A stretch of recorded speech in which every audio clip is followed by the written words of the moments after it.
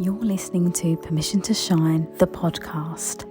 Stories of overcoming obstacles and finding self-empowerment with Sherisse Bisram, Inner Power Activation Leader. The Oxford Dictionary describes permission as the action of officially allowing someone to do a particular thing, consent, authorization. What if you were that someone and you gave yourself the permission to be everything you wanted to be and more? No more playing small and accepting less than. You are worthy of the life of your dreams, regardless of what it is that you've been through. And honestly, it's exactly what you've been through that has shaped you into the version of yourself that you are now. Like a diamond, you've endured so much, but instead of breaking, you have become stronger and brighter. And if that's not a reason to shine, then I don't know what is. And if nature can do it, then why the hell can't you? You are brave, you are strong, you are powerful, and you are enough. Hear my call and give yourself the permission to shine, because you don't realise how many people are inspired by your light. Hi everyone, welcome to episode 42. I'm so excited to have with you this beautiful lady who is full of so much energy and light and wisdom, and I'm so excited to welcome Jessie into the podcast today. Thank you for coming and joining me. Oh, thank you so much for having me and for your beautiful intro. I'm blessed to be here. Good. Oh, you're so welcome. And please let the audience know your full title, what it is you do and who you are. Oh, of course. So I am a breathwork expert and wellbeing consultant. So I work with people to understand how they can use their breath to completely transform their lives. It's something that's helped me many years ago. We can probably get into it in the podcast, but it has transformed my life. So I'm so passionate about helping others help to heal and unlock their greatest potential by using their breath. Yes, absolutely. And my real pivotal moment of my healing journey was doing a breath work class. And that just unlocked all of my childhood trauma. I cried for like a full hour and a half through the session. And then I came out of it, and everything, all the tension in my body that I'd held on to for my whole life was gone. So Wow. I literally am a massive advocate for breath work. And obviously being a dancer, having a background of being a dancer, I've always kind of used movement in a mindful sense as well. So, like always Mhm. been aware of how I use my breath for control and, how it supports me in certain spaces. So, and I'm massive on meditation as well. So for me, breath work is such a key thing that we're only just starting to talk about. And funny enough, I fumbled into it. It was literally in my healing journey. And this is the thing about the universe, isn't it? As we were speaking about earlier, it's like there's no mistakes. I was doing my healing journey, and a friend of mine was collaborating with someone that did breath work, and it was just Yeah. like a 3-day thing. And yeah, I didn't realize when I joined the breathwork session that was an inner child healing breathwork session. So I was like, wow, Mm. okay. And luckily it was on Zoom, because as I said to you, I sobbed the whole way through, like fully like Mm. and like everything inside of me, because it's hard, isn't it? Breathwork, it can be really invigorating, some like parts of it. I'm And so pleased that you say that. Yeah. Sorry. yeah, Yes. no, absolutely. And I remember, I think it was you're breathing out for 7, in for 4, something like that. Or and then it was getting more and more and more. So you're breathing out longer than you're breathing in. So I was like a bit out of breath, like through it. And she was saying, like on Zoom, it's harder to manage your space. So if you ever get to a point where you can't do it any longer, you have to stop. And she obviously gave us all the disclaimers. But I was like, in that toxic masculine way, I was like, no, I'm gonna complete it fully. My body was vibrating, my hands Mm. went cold, like everything, all of the things that they said would happen fully happened. Like I literally had like an out of body experience, and like all the memories were flooding back. Energy was like floating around the room. I felt like I was in a kaleidoscope of like energy. So yeah, I just thought I'd add that in at the start so people can see how powerful this is, and they're not just thinking, oh, what's this? I want people to know that this is really incredible, incredible work. But please tell us about you. Like, tell us about your journey. You can go on and go in as much detail as possible, but kind of how this came around. Yeah, and a bit about you, because obviously, for me, I'm really passionate about the people behind what they do, not just obviously what you do. Thank you. And thank you for sharing your experience because it is really powerful and everyone has their own experience. But I love what you said there about a kaleidoscope of energy. Mm. I'm gonna pinch that. That was great Yeah, that's cool. because it Yeah. is. And what you said about it being harder, like to breathe in a particular way, I often say, that's why it's called breath work. Some people think Mm. breathing, it's just gentle and relaxing, and yes, it can be. But when you get into it, there is real deep healing that's happening. So, Mm. my journey, yeah, I haven't always done this. I actually used to work in corporate. So, I used to be a HR recruitment executive. I'd work in finance and legal, so dealing with, a lot of lawyers, and would work out in Australia and in the UK, and loved what I did to an extent. When my last role started to get bigger and bigger and the pressure was really on and I wasn't getting the support I needed, I started to really feel the impact of that and was feeling the negative effects of that pressure. I wasn't looking after myself. My health was suffering. My mental health was suffering. So I decided to leave and take some time out. I'm like, what am I going to do? Do I just want to take another corporate job, or do I just need to have a reset? And I felt like I needed to be away somewhere. So at this point, I was living back in London, and I was like, Brazil was calling me, like in my heart. I don't know if you've ever had that where a place is calling you. So I applied for just a project to work on for about 6 weeks out in Brazil. And actually, funny enough, they offered me the spot in India. And I was like, no, no, no, I want to go to Brazil. And so they gave me the spot in Brazil. And when I was out there working on this project, it was working with social enterprise and entrepreneurs in the favela communities and supporting them with their businesses. And what it helped me to do is really connect with people in a different way. And in that, connect with myself and start to live life again. Like, Rio has the most beautiful backdrop. You've got the ocean, you've got the mountains, you've got this beautiful vibrancy from the people. And I realized how disconnected I'd become from myself and from reality and life. And so I decided, instead of just going back into a corporate job, I'm going to retrain as a coach, because parts of my job had been coaching anyway. I love working with people. I love supporting people and helping them achieve what they want to. So, as part of my journey in training, I started to connect with coaches in my community to find out more about what it's all about. And I was connected with a breathing coach, like a lady who had just certified as a breathing coach. And I was like, huh? Wait a minute. You're teaching people how to breathe. Like, what is this? Like, I'm already breathing. What is this all about? And she's like, I'm running my first class. Come along to this class. And so I did. And I missed the whole introduction. So, you're talking about, you got disclaimers and instructions and everything. I missed all of that. So I rocked up to this conscious connected breathing session. And we went into it, and there was loads going on. We were breathing through an open mouth, and it was a bigger breath and a softer inhale, and then we were using sound, we were using movement. There was loads of things going on, and I just went with it, and I was like, whoa, just surrender, just try it, just give it a go. And at the end of the session, I connected with this deep sense of peace and stillness that I hadn't felt in so long, if at all. And I was like, whoa, I can feel like this from breathing. Tell me more. And so this lady was running workshops, and I kept going to her classes and working with her. And every time I breathed in this way, I would start to have emotional releases. And I was like, sometimes I didn't know why I was crying. Sometimes I connected it to an event or something, and it was like a release. And I was like, this is making me feel so good just from breathing. And then there was a 6-day seminar that she was organizing, and they call it a personal seminar, but it's like the first week of the training program. And I had no intention of being a facilitator and training. I was just like, tell me more about this breath work that makes me feel so amazing. How can I do it for myself? I just want to know everything.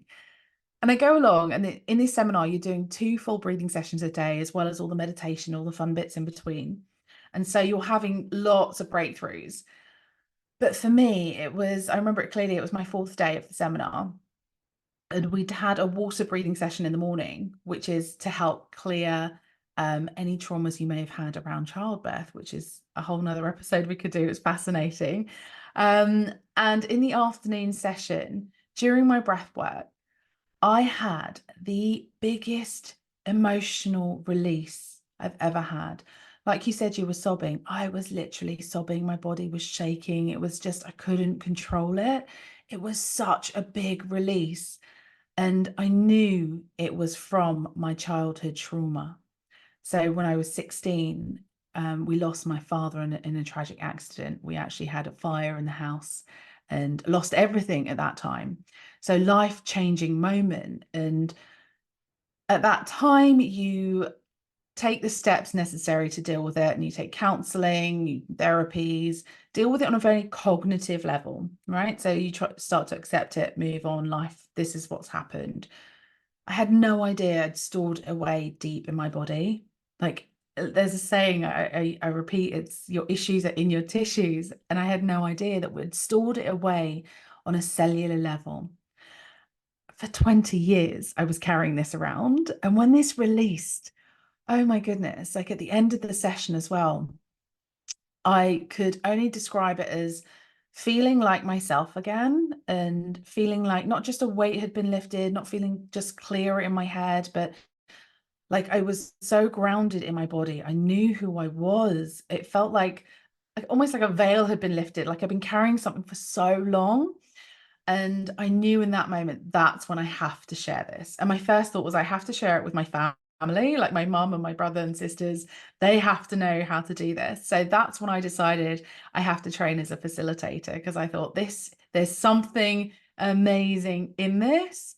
And it's just transformed my life more and more every time I breathe. But through that just was my opening, and what led me to then train in Brazil and Mexico and the US and the UK. I've traveled all the world training, and I'm now based back in London sharing this full time. And I am so blessed every day that I got to experience that. And I agree that what you said is that you weren't looking for breath work. I think it finds you almost when you're ready. Because I think breath work's been around for forever, right? And if I'd found it when I was a teenager, maybe I wouldn't have connected it with it in the same way. I had to go through certain experiences and yeah, find it when I was ready, when it would actually, when I'd connect with it and allow the openings. Oh my gosh, Jessie, that was such a beautiful story, and so much value and imagery that you were creating there. So wonderful. And I'm so glad that you got the chance to go to Brazil, because it's beautiful, isn't it? Just absolutely Mm. stunning. I went to Brazil, Rio Carnival in 2018, and we actually stayed in a favela at some point. So I know I would exactly have what you're been talking about. there. Oh, really? Oh my gosh, that's crazy. And we did the yeah, we went to the carnival and did all the things. Amazing, isn't it? Just an amazing experience. And I think that's so much of like what you were saying in terms of, living, you were just existing, weren't you? And almost like when you Mm. got to Brazil, like the vibrancy of the color is always like the smells, it's like waking you up to Yeah. life, right? And I think Yes. there's no other place to be to feel fully invigorated than Brazil, because it's literally so immersive, isn't it? Which is incredible. And you know, everything you were saying then, I'm so sorry to hear about the experience that you had growing up, but I can resonate fully with you in that space. Like for me, my dad was an alcoholic, but when he passed away, it was a shock. We wasn't Mm. expecting that to happen. He went into hospital with a water infection, and then he didn't come out. So Oh, I God. I know the same feeling that you had there. It's that confusion, isn't it? And for you, it's worse because there was no build up to that. There was no kind of decline or anything that you got to see. So it is pure abandonment, that situation. And I think Mm. it's that saying, isn't it? The body keeps the score. So it doesn't matter how much you kind of try to, like you said, cognitively release it, physically the body stores it. And I had exactly the same experience with the breathwork thing, where you go in and you have the experience, and then in that moment I didn't realize how much tension I've been holding my whole life. Like I literally was like mind blown at how I'd always been holding a knot in my stomach, and I didn't realize I didn't have to hold that anymore. And then when I came Mm. out of it and I felt light, I was confused. I was like, what the hell has happened to me? Because Yeah. I felt so light, and that continued. And I suffered with IBS my whole life, not realizing that was trauma related. And then Mm. when I did the breathwork thing, it just went. It just Wow. stopped. And now I'm trying to heal the debris left in my body because of that. Because obviously, like we said, it manifests itself physically. So emotionally, I'd been able to heal that disconnect or that connection between, um, the trauma to the gut. I Mhm. healed that emotionally, but physically now, this is the part I'm clearing out and working through, um, actually tangibly. But I think it's just, yeah, crazy, isn't it? And like you said, like it finds you. And I love that you did the course. I love that you went into that. And it's just, this is the thing about finding purpose, I think we speak about quite a lot, isn't it? It's that Yeah. we, I think people think that purpose is external and it's extrinsic, but it's really not. It's so internal and Mhm. intrinsic to who you are. And, you just followed a hunch of something you enjoyed to do, something that brought you joy, and you followed it and kept pursuing it and deepening your understanding and knowing of that to the point where you embodied it and you embody it now. And I think that's such a beautiful thing for people to hear and understand, that you don't have to know what the next steps are, you just follow the joy. And I think that's Yeah. really it, isn't it? And that's what you've done in this space, which is so beautiful. Yes, thank you for highlighting that because it is, and it takes a level of trust and courage Mm, to be able to do that because we are almost programmed from a young age to have a plan and have our next mm, steps, and this is what you should be doing, and this is what you have to do. And it's like knowing if that feels good for you or not, because if it feels good, amazing. If it mm, doesn't, listen to the signs, pay attention because I was almost forced to do that, Sherisse. I was forced to mm, because I got to the point that my body was suffering. I was drinking too much. I had unhealthy habits. It was impacting my sleep. It was impacting my relationships. I was forced to make a change. mm, Whereas I had had the sense or the feeling for many, many years that I should be doing something else. mm, When I was working out in Australia, I went out there straight after university, less than a year after uni, and started working in recruitment. And you get a sponsorship visa, which allows you to work in that field. And I knew early on, I was like, oh, I want to do something else. I don't think this is right for me. I loved it. I was good at it, but I was like, there's something else I want to be doing. But if I changed, I'd have to leave the country because of my visa or something else. So I just stayed and carried on and continued. And it got to the point I was like, well, this is what I do now. Even though there was mm, like, oh, but I could try this. Oh, but I could try this. And I wouldn't listen. I'd shut that down.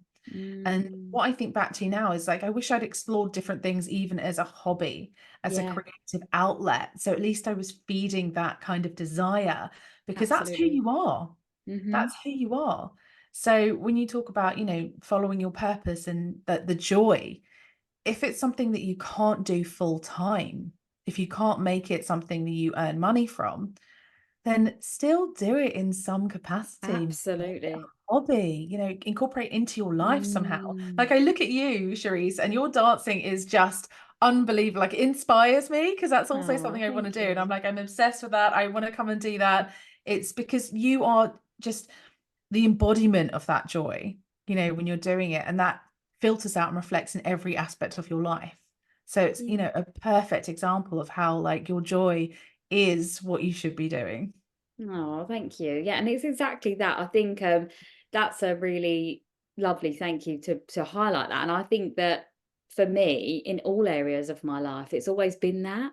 There's Mm, always been a burning desire for more or for something, and I've always followed that hunch. So with the dance stuff, dance is still a really important part of my life, and I'm not going to change that and take that away from myself, because mm, I still love that. I love seeing people light up when they're in the room with me and watching them grow in confidence. All of those things are beautiful to me. And that watching people grow and transform was really this inspiration to open up the mentoring side of what I do now, because that's all really, again, intrinsic to who I've always been. I've always been the person to give advice and support. I've been through so much in my life that it just made sense to me to actually start funneling into that and working on that and growing in that space, and doing the educate myself in that area and all of the things. And I think, yeah, I guess I really am the embodiment of that living in purpose, because I'm always listening to what I need and want, but Mm. society makes us feel different and otherwise. And I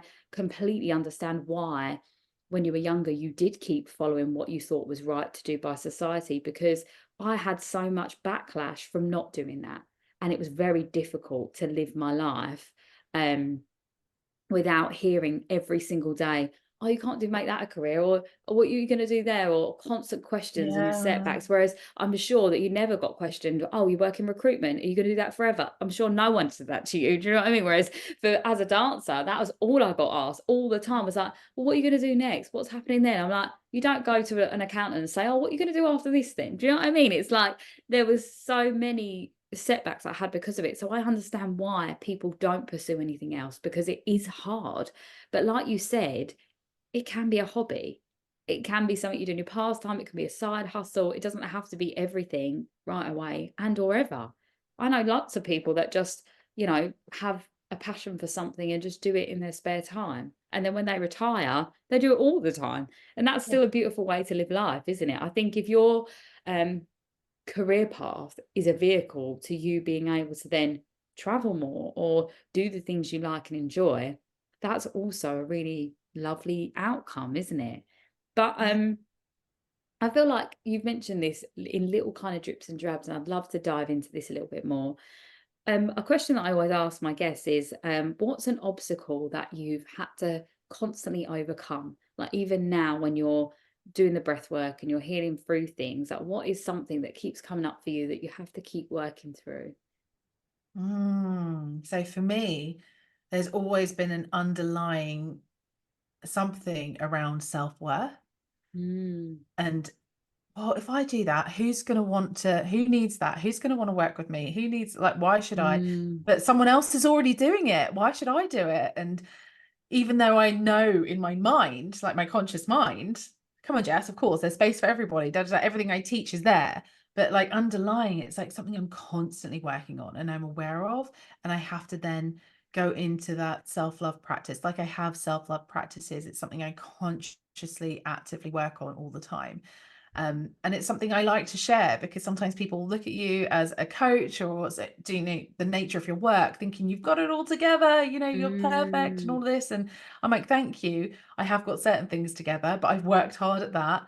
But it's a continuous work in progress, and that's what we call the absolutely. embodiment of it, right? So for me, Mm, it is that almost that doubt, like, should I be doing this? Or what are people going to think? And if someone else is already doing it, so I have to always just check in with myself, and I get support as well from others. That's why community is important. Getting absolutely. support is important because we're meant to do things together. We're not meant to exist on our own and live Absolutely. solo lives, right? So I have to constantly remind myself that yes, I am here for a reason and no one else can do Mm, what I do. And I do use the example that, there can be 1,000 of us doing exactly the same thing, but each one of us will do it in a completely different way. 100% that. And your energy is unique as well, right? So you're going to attract Yeah. in who connects with you. Yeah. Absolutely that. And Yeah. I think the fact that this is becoming a wave and a really important practice that is becoming more popular is just another way to help the world, So that's what I Mhm. think for the work you're doing. I'm like, I will sing it from the rooftops about breath work. Like when I started telling people that's what really transformed my healing journey, they're like, what is that? And I'm like, honestly, just go, just Google it, find the class near you, go and see what happens, because it is that wave of transformation. And, I speak about this quite a lot, but I do believe that the energy we're in right now collectively is that we're all ready for this shift. And, we are leading that shift in through being the embodiment of what we're doing and practicing. And that is what's going to change the world and change the dynamics from patriarchy to a new way. So I think it's Yes. all just so important and beautiful in everything that you're doing. And there was something else that you said, and it's gone now because I was just off on a rant there. But That was so perfect. But exactly that. I was thinking about this and the name of your podcast, Permission to Shine, right? If you are able to stand in your light, then you are Mm, giving others permission to do the same, right? absolutely And it. that is your power. You are so Mm, unique. You are so individual. There's literally no one else in this earth like you. So if you Exactly can that. stand and own every part of you and go, this is me, then, you know, it's going to give permission to everyone else to do the same. And that's what I always come back to. It's like Yeah. people need that, right? You need that. So yeah, That was a permission to clever shine. I loop love it. there. I love that, Jessie. Thank you. Maybe I need to cut that segment and put it everywhere and be like, as spoken by Jessie. Yeah, Love it. and that's exactly it though, to a T. And I think I'm so glad that you've been able to identify when that comes up. But what's really beautiful about the fact that we sometimes doubt ourselves is it keeps us humble. Because I Mhm. think sometimes there's a difference between being embodied and confident and empowered and being arrogant. And I Mhm. think that, you know, a lot of people will say that when they are not in that space of empowerment, they'll look at you and say, oh, who do you think you are? Or look at you, rah, rah, rah. That's jealousy, don't get me wrong. But if you take that power that you have, that empowerment, and you misuse it for not the right thing, that is really being in your ego and I guess using your strength for bad, right? It's like you become a villain, right? And Mm. that can so easily happen when we let the ego lead. So when we Yes. find this sense of confidence and we're like, well, I've got it now, I'm here. So of course people are going to love me. Of course I'm amazing because I can do this. And now I'm going to manipulate everyone to do this. That would be such a breach of what we're sent to do with our gifts. So I think that element of doubt comes in just to humble us, to make us realize that actually I am incredible, wonderful. I do make the world a better place, but so does everyone else around me. And that's a Yeah. humility in it. And that's why we are so passionate about what we do, because like we said, you know, knowing that we can give ourselves that confidence and inner power, we then can help others do the same. And that's when you become, you know, that higher version of yourself, because that's why I think purpose all bleeds out into each other in a really beautiful way, like, you know, like a drop in the ocean. It's that kind of energy, isn't it, that the ocean is life. Like we are all here existing in this ocean, and like every single droplet is so integral to making the ocean what it is. And I think Mm. that without every single person in this ocean, there would be drought and there'd be no oxygen, and there'd be, you know, the world would demise because of it. So this is how important we all are and why it is important for us to shine. I don't know where the water analogy came from there, but here I we love are. it. Powerful. It's We're in a powerful. Scorpio It is. moon at the moment, so that's probably why I'm feeling that way. Are you Scorpio? No, I'm a Leo, so I actually go really introspect when the Scorpio moon happens, so I feel it. Also I'm in PMS at the moment, so Mm. well, on my period, so I feel like that really affects my emotional body. So I noticed that, you know, when you're talking about doubt, for me, I have this like I guess I overthink. I go into like overthinking spirals, and then Mm. I have to like pull myself out of it, because obviously what we know for sure is that the subconscious mind leads all the time, right? So then I find that when I'm triggered by something and or I'm in a hormonal spiral where I can't pull myself out, because I don't know about you, but when I'm in hormone times, I can't do anything to pull me out of it. It has to run its course. So no matter what it's going through, I can move my body and feel a little bit better. But if that hormonal energy wants to stay there, I have to just let it ride its course. There's no Yeah. changing it, and I sit Yeah. in it and I embrace it. But yeah, I feel like that the subconscious patterning of being like, well, this is this or that's that, and it will just bring up little random things all the time that it wants me to just look at. Yeah. And then the grace in that for me is that it comes to the surface to be released. So I'm Yes. like, okay, lovely. I'm glad that's come up here so I can let that go. And even I've been speaking on anxiety recently as well a lot, because I didn't realize that I was living in a constant state of anxiety. And that's why Mm. because I was in constant fight response, you know, like Yeah. in survival mode. So I lived like that for 28 years, not realizing that that was anxiety. I just thought that that was just who I was. And that's why I had this sense of, I need to get it done. I need to do it. I need to be successful, and perfectionism and all of these things coming up. And again, sitting on it recently and just being like, it doesn't have to be that way, because, you know, from doing the breathwork thing, that transformed my life. But, you know, sometimes it creeps up again a little bit. Now, I would say I lived at like a 10 in terms of anxiety. Now it flares up to like a 2, and I'm like, no, not having that. No, we're not going there. And I have to just sit with it and be like, what am I worried about? And I literally did a video today before we jumped on. And for me, anxiety is the worry of worry itself. And anxiety is the fear of fear itself. So when we can look at it like that and take away its whatever, that's the source, right? It just wants you to be scared. It wants you to be feared, or whatever it is, or worry. But actually, what are you worrying about? And when you can pull it apart like that, that's the power. And I guess that really is essentially what both of us do in our own way, right? Because you allow the emotions to come through you and release through your breath. Whereas I can combine that with the understanding and the deep knowing. And I think that that's really like our powerful ways that we both do the same thing of just allowing these feelings, emotions, and thoughts to be released from our body. Because this is it, right? When it's not in our body and our mind anymore, it has no power because it's gone. Yeah. Yeah, you've literally just said everything. I agree with 100%. And what you said about taking away its power, and that's it. With fear, you're right. You know, it's there, it's showing us something. It might be a trigger, it might be an old trauma, it might be an unconscious pattern, whatever it is. If you can look directly at that fear and work through it, then you are taking back your power, right? And you said something else quite key is allowing. We have to allow it. Because what you say about not being aware that you had this level of anxiety, because it can be so subtle, the build up of it, that we don't realize it's happening. And that's just the way that we are. And I see it in breathing patterns, because I can read breathing patterns to see where you're holding stuff in. And it can have built up over years and years and years. And sometimes it can be a beautiful, powerful release where a huge chunk of it is cleared. Or it's just a little at a time, because it's got to feel safe for you to do that. To be able to release it and let it go, you've got to allow it.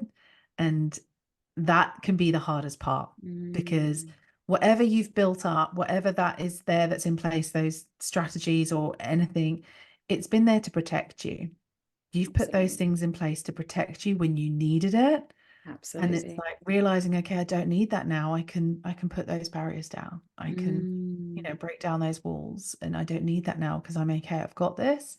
But that takes a certain amount of courage, and you've got to be ready to feel, right? You hit the nail on the head there. I love the way you speak about this as well. Like, I can see why you're so good at your job, because you have a sense of safety about you, which is so lovely. And I guess that allowing, for me, I would also call surrender. And that's been my biggest thing that I've learned, you know, this in my life. I think the art of surrender, because I mean, you're probably into this as well, but I've had a lot of like life regression and things like that, and I've always been a warrior. So a warrior, a fighter, a soldier. There's been like pretty much the majority of the lives that I've lived, and it's been lots of lives that I've lived, have been something to do with fighting. And this has been like one of the first lifetimes that I've not had to fight. And it's been, I mean, I know I did when I grew up, but obviously I had to fight then. So this was really, I knew that I had to break a cycle. And I've known that since I was a child, you know, like that understanding that it ends with me. And that those shifts that I've had to do in my healing journey has been healing generational things and wounds. And I think that's why surrender felt so scary for me, because it's been something that's been so alien. And sitting in it now, there's a sense of, like you said, a sense of peace that I can't put it into words, because it's space. And I think that space is something that I never had. You know, everything was on top of me, or I was busying my space with lots of things and thoughts and emotions and things I had to do. Whereas now there's like this air of stillness that just is just around me. And I can't even explain that to people, because that probably sounds crazy, but we all deserve that feeling, because that is just like, I guess it's that sigh of relief, right? It's that, it's like, oh, there's space here and it's lovely. And what's hard now is to not allow the old patterning to fill that space up. But I guess on that, what I would say to you is, I guess, when was your real pinnacle moment of giving yourself that permission to shine? Because I feel like you've mentioned key moments here, but what would you say was the real moment where you, I guess, was able to shine your brightest? Good question. Good question. And can I just say as well, what I was thinking when you were talking about that space that you're creating in the stillness, I feel like that's you just allowing yourself to be, right? We don't allow ourselves just to be. We don't have to be doing. There's that saying, we're human beings, not human doings, right? So it's okay to Absolutely. just be. You don't have to be filling your time. But in answer to your question, when did I first give myself permission to shine? And I think for me, it was actually during lockdown, I would have to say, because when I moved back to London after my breathwork training, so I lived in Brazil for about a year. I moved back to London and I was starting out my breathwork journey. So I moved back in with my mum and, I was starting to see clients and build up my business. But for me, I look back and I didn't have that same kind of drive. I was just putting it out there. And this is like 8 years ago now. And people were looking at me like, breathwork, really? Is that for people that can't breathe or have like respiratory issues? And I was like, no, it's for everyone. You just got to try it. But then when lockdown hit, when we, were told that, there's this virus, we can't go out, we're all staying home, and the fear and the panic that was across the world, I was like, whoa, okay, I need to show up here in some aspect. And actually, for me, thinking, I've never thought about this actually, and it's just coming up now as you're asking me, but I did get COVID, and it was just before we went into lockdown. And so at this point, we didn't know that much about it. We just knew that there's this virus and people are being really impacted, or, it's attacking respiratory system. It's dangerous, and all of this fear was out there. And I got COVID, and I remember I got all of the symptoms, and I got this fever, and I was in bed, and I was like, oh my gosh, I 40-degree fever. What's going to happen? I'm going to wake up in hospital on a ventilator. I can't breathe. And I was starting to get into that mindset. And then I had to check myself and say, Jess, this is essentially just a variation of the flu. Your body can handle this. You just need to give it a chance.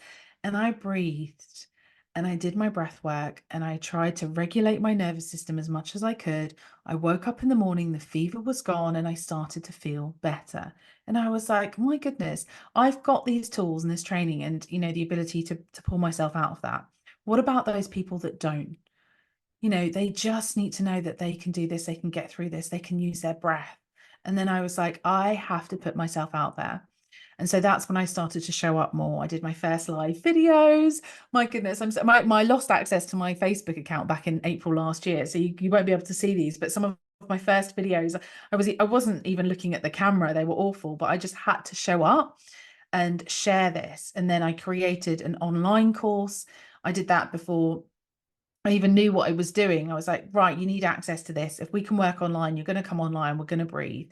And that's when I started to put myself out there a bit more, because for me, it was like, how can I serve? How can I serve? I have something people need access to. I have been through this. It's helped me. I know it can help you. Come on in. Come on in. Here I am. And so that was the turning point for me. And that's when I managed to, change things around for me. And I started thinking of what I was doing as actually my career and a business. And then, it's gone from strength to strength from there. But I guess thank you for asking that question, because it's given me an opportunity to reflect on that and look back. So yes, I guess that's when it was. I love that so much. And that's so powerful because, yeah, one, obviously your lived experience is the richest thing that you can offer to anyone, which is incredible. And two, like, feel the fear and do it anyway, right? That thing that you were just like, I don't like this. I don't like being on live. I don't like being on camera, but I'm going to do it because I know that someone needs it. And I think that's really the driving force. It should always be the driving force to why you push past imposter syndrome, right? It's like this thing that you have, that your gift, whether it be your knowledge in breathwork or whether it's your lived experience you just want to talk about, all of that is so important, and people need to hear it. I can't tell you the amount of people that just randomly message me on social media to say, I feel like you're talking to me. I really needed that Mm. today. Thank you for sharing. And I'm literally just talking my story to the camera. And I think, I'm sure when you would have done the breath work, that people would have been like, wow. And it, you know, for me, when you talk about COVID with the breath work, it makes so much sense, because obviously it's a respiratory attached to the respiratory system, and Yeah. you're strengthening that for people. So Mhm. you are literally physically, tangibly releasing out the virus from their body. For me, that's like a no-brainer of why that makes so much sense. And I wonder if that made a difference to a lot of people, as in people that were breathing a lot, people that were meditating a lot. I would love to see those figures to like maybe yoga-y people compared to like average people that don't think about their breath, how the difference was in terms of their how it affected them, because I'm sure there was something about people that exercise regularly had COVID not as severe as people that didn't. But yeah, it's just interesting, isn't it, to pull that apart. Mm. I know that's my like sciencey brain, that I'm like, oh, I need to know what that is. I'm going to look at that.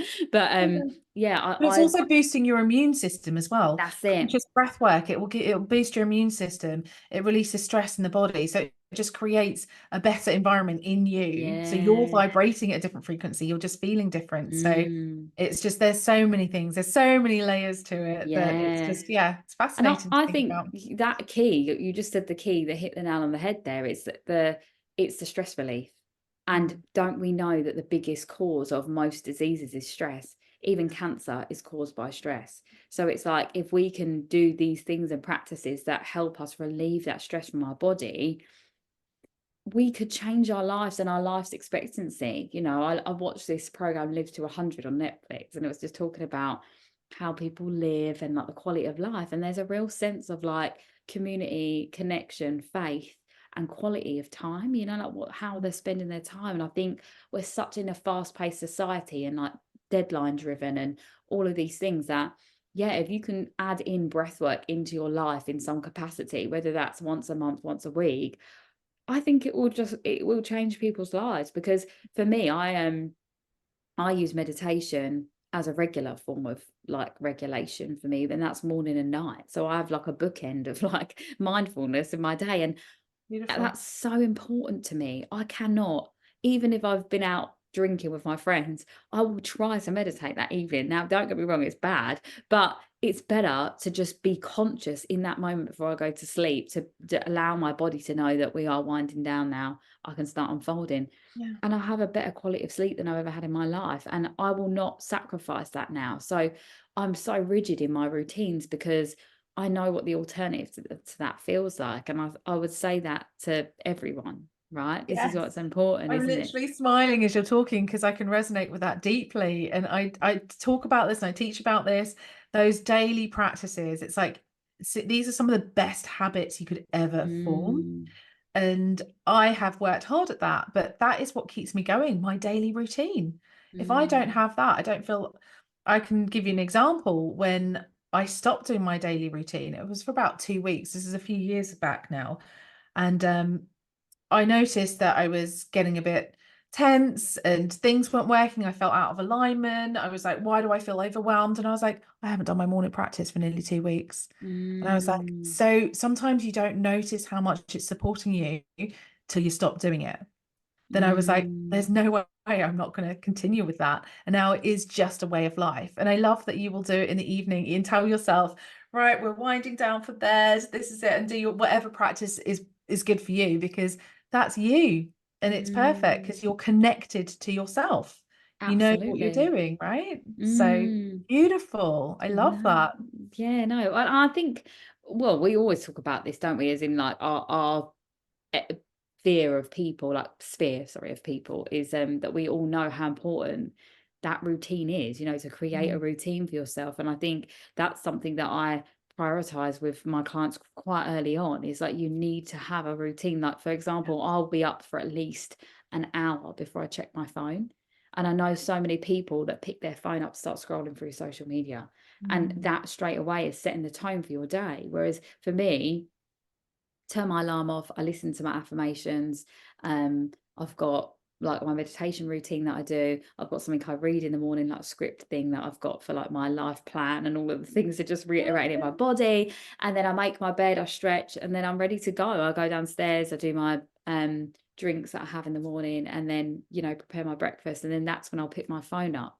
So I have to always add an extra 30 minutes onto my morning. So even if I'm going to be up to teach or to lead something, I'll have to get up that extra bit early to make sure I fit my routine in, because when I don't do that, again, like we said, we crumble, right? It's those strong foundations that lift us up to the highest heights. And I think without a strong foundation, you'll always crumble at some point. So this is why we need that element of that, don't we, in our lives? And I think, you know, as I said, adding breath working or meditation or whatever it is that's going to feel good to you, if it's journaling, whatever it is, there needs to be something there, just one thing you can add into your life. And I challenge anyone that's listening, like, what can you add that's one thing that would just change your life in a really positive way? And for me, I record the affirmations myself in my own voice. And I think that for me is just like a really nice little thing to do. As soon as my alarm goes off, quickly whack that on, listen to it while I'm still in, like, I can't remember, what is it? Delta or theta brainwave, whatever it is, one of the two. And I don't want to confirm. I don't want to. Yeah, I can't remember. Well, I think there's like 4, isn't there? 4 stages. So it's one of those vibrations that we're in, well, before we're fully awake. So it really gets the beat in my body. And even Neville Goddard, he says, like, the minute you wake up, set your intention for the day. Today's gonna be a great day. That's all. That could be literally what people do from now on. But yeah, no, I kind of went off on a tangent there about no, but I'm following you with that, because I agree. And it's like, find out what your non-negotiables are. It doesn't have to be the same as someone else. Absolutely. And I've when I was figuring out for myself, it's when I was in Brazil, I started to implement a morning practice.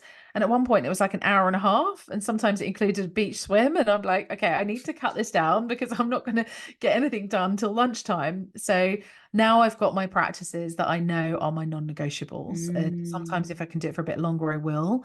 But I've got to have those every day. And I love that you record your own affirmations in your own voice. That is so powerful.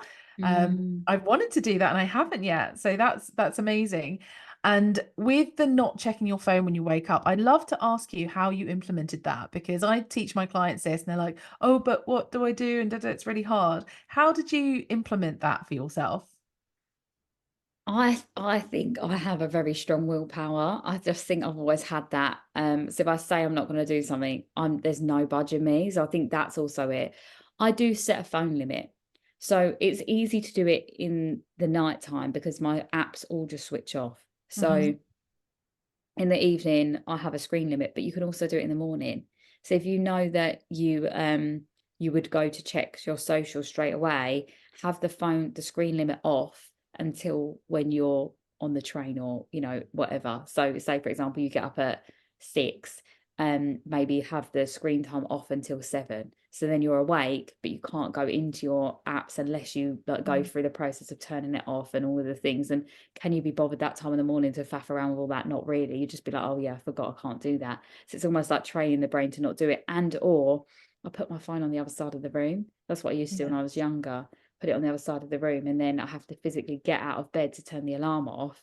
And then at that point, when you're standing up, are you going to stand there and scroll? No, probably not. You're going to just get yourself out ready. Do you know what I mean? So it takes discipline, but I feel like I am a bit of a queen of discipline. I feel like it's quite a natural thing for me to implement what I set. And I know that, I mean, for me, astrology plays a big part in that as well, because my moon's Capricorn. So that's all about structure and routine.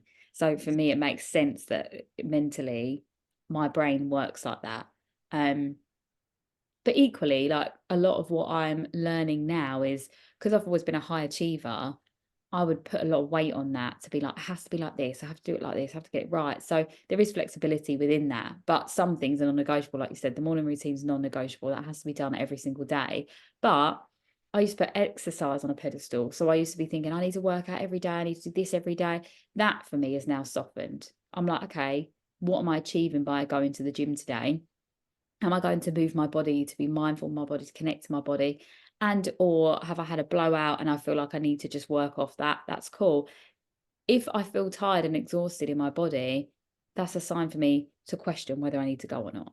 and actually I'm being more mindful with that. So, and that comes with that level of discernment. And I literally spoke about this in January because I felt like it was so prevalent that discipline is showing up for yourself every single day. Discernment is asking yourself whether it's necessary or not. And I think you need both. That's the polarity, isn't it, in that space? Yeah, I love that. That's really powerful. And it's being kind to yourself, isn't it? And understanding and Definitely. being connected.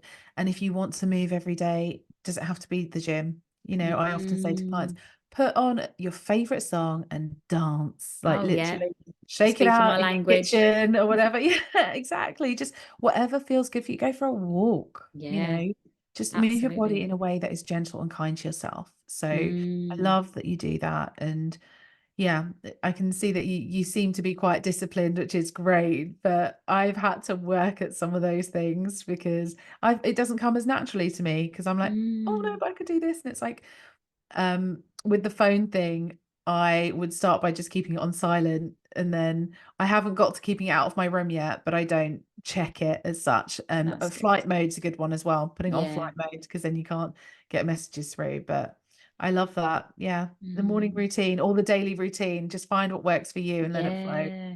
Okay. Also, as well, if I was in Rio every day for a year, I would want to go for a beach swim. Just saying. Oh, That would that's be what, my setup for the day. honestly, I would live like 2 streets back from the beach. So we would go in the morning before it gets busy, before it gets too hot. Yeah. Oh my And gosh, like, so hot. That is the most burnt I've ever been in my life, and I'm brown. yeah. You Yeah. know, I'm like, it was 40 degrees. We went up, we climbed the Two Brothers, came back down again. Oh, Because it was so early, we didn't put sun cream on because it was like super, super early, or I just put it on my arms. And then on the beach, I then put the sun cream on top, but I should have mhm. put it on obviously before I left. So then I was burnt under the bra line and Oh, on the top of the waistline where, you know, your bikini pants are. And that was the day I had to get the 9-hour flight home. And I was like, wow. oh, Sherisse, I feel for you. Yeah, Yeah. but I mean, I've only burnt probably very few times in my life, and I felt like Brazil was one of the times I would accept because it was just an incredible experience. So yeah, I'm Magic. very It's a jealous you got magical to be there for a year. place. Yeah. Isn't Magical it? place. What someone once said to me once, as an intuitive healer I was working with, she's like, Brazil is like the heart of the world. It's Oh, like if you look at it, really? it's like the heart of the world. It's just so that yeah, you can I don't know, the vibration there is just so much lighter and it's a higher vibration. I just feel like everyone Mm, is so open, like really mm. open and expressive, and there's a lot of love there. So Oh my yeah, gosh, that's so funny you said that because I don't know if you had this too. This is like a really like different energy, but I feel like it's funny because you just said that. When we were at the blockos, you know, the street parties, yeah. everyone wants to just kiss each other. Yeah.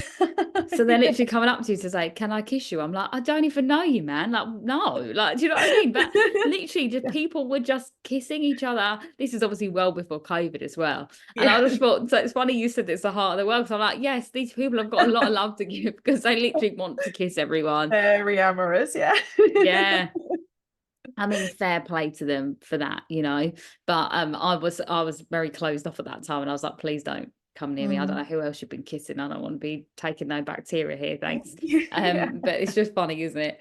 But oh, it's been so lovely to talk to you, Jessie. And I feel like I could talk to you for hours. I feel like there's so much more we could cover. Likewise. But we'll do it another time for sure. And yeah, I guess really, how can people work with you? Mhm. Give us all of your offerings. Yes, so I work with people one-to-one online and in person. So I'm based in Kingston in North London. No, North Kingston in South London. We'll get that right. And I work with people online and in person. Like I said, I run group classes in Richmond once a month, and I do ad hoc classes around London as well. I'm organizing retreats. So if you're looking to come on a Nice. 5-day retreat, you can jump on my website, get registered for my newsletter, you'll get the updates. And I also have an online membership. So we breathe together once a week online through that, and you get to come to workshops, and I've got a program that we're working through on that as well. So there's a number of ways that we can work together. If you're a little bit curious, just reach out, we can have a chat. And I've got loads of free stuff on YouTube, and I've just launched a podcast as well, so you can check that out. And it is all about breath work. But Sherisse, I'd love to have you on there at some point as Yes, well. We can 100%. continue this over there. That would be Absolutely. amazing. Yes, 100% that. And I urge everyone to go over and just check you out, because yeah, it's really amazing what you're doing. And I'll pop all the links in the show notes so then everyone can find you really easily. So that's good. So always, to end the episode, I do a little soul to soul message. So it's just kind of either based off the conversation and or whatever comes up for you that you want to share right now. Like, what's your soul's message? Just trust yourself, my love.